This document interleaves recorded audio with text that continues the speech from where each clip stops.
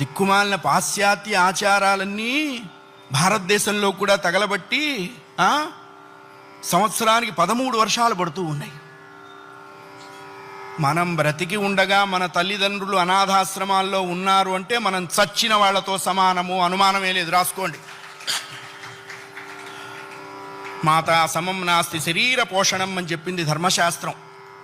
భగవంతుడు ఎక్కడో శంఖచక్రాలతోనో త్రిశూలాలతోనో దేవాలయంలో ఉండడు.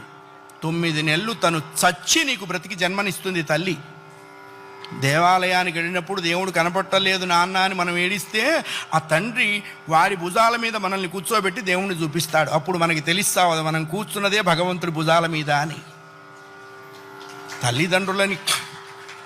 తల్లిదండ్రులకి గుళ్ళు కట్టించక్కర్లేదు, కట్టించిన గుళ్ళ ముందు వాళ్ళని కూర్చోబెట్టకుండా ఉంటే చాలు. అది నేర్చుకోవాలి. మనం బ్రతికుండగా వాళ్ళ